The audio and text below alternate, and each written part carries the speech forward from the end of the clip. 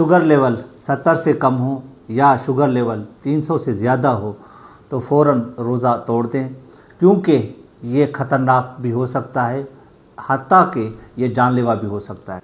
याद रखें, sugar level check करने से रोज़ा नहीं टूटता। क्या आप शुगर के मरीज़ हैं और फिर भी इस रमज़ान में रोज़ा रखना चाहते हैं तो ये वीडियो आपके लिए बहुत ज़रूरी है।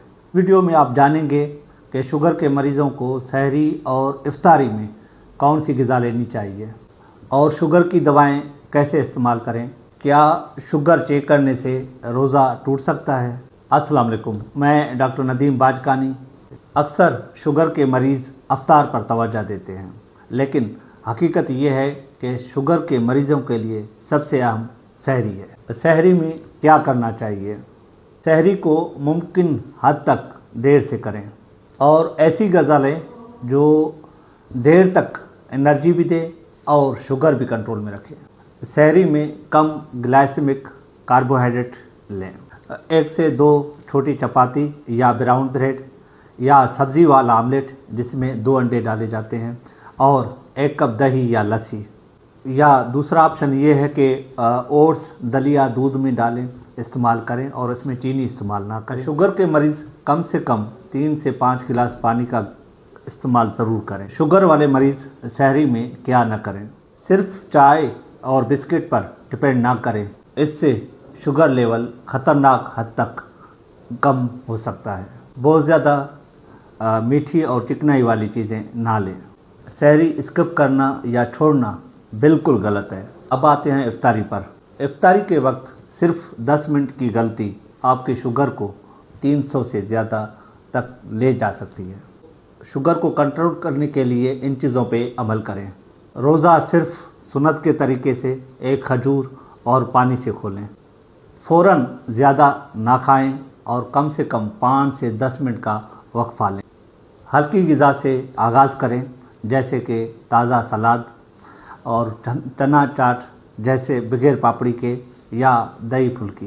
रात के खाने में एक छोटी सी चपाती या ब्राउन राइस इस्तेमाल कर सकते हैं, लेकिन इसके साथ साथ आप गोश्त, मच्छी या पकी हुई सब्ज़ी का इस्तेमाल कर सकते हैं। लेट नाइट स्नैक्स में कम ग्लाइसेमिक फ्रूट्स इस्तेमाल करें, जैसे कि सेब है, अमरूद है और नाशपाती। अगर रोज़े के दौरान शदीद चक्कर, कमज़ोरी, पसीने या बेहोशी जैसे अलामात हो रहे हों तो फ़ौरन शुगर लेवल चेक करें। अगर शुगर लेवल 70 से कम हो या शुगर लेवल 300 से ज़्यादा हो तो फ़ौरन रोज़ा तोड़ दें, क्योंकि ये ख़तरनाक भी हो सकता है, हत्ता कि ये जानलेवा भी हो सकता है। याद रखें, शुगर लेवल चेक करने से रोज़ा नहीं टूटता। अब आते हैं शुगर के दवाओं पर। दवा खुद से तब्दील ना करें। दवा का कम या ज़्यादा होना ख़तरनाक हो सकता है। इंटरनेशनल डायबिटीज़ फेडरेशन के मुताबिक हर वो शुगर का मरीज़ जो रोज़ा रखना चाहता है 6 से 8 हफ्ते रमज़ान से पहले अपने मुआलिज से ज़रूर मशवरा करें। अगर नहीं किया तो अब करें।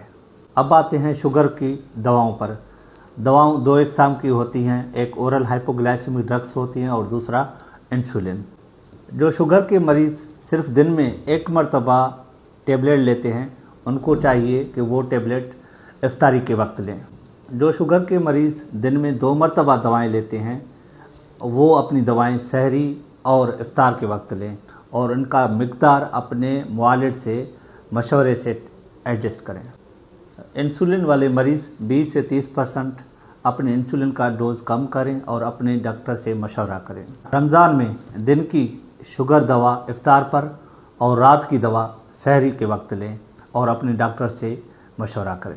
सही दवा, सही ग़िज़ा और बाकायदा शुगर चेक, यही है महफूज़ रमज़ान का राज।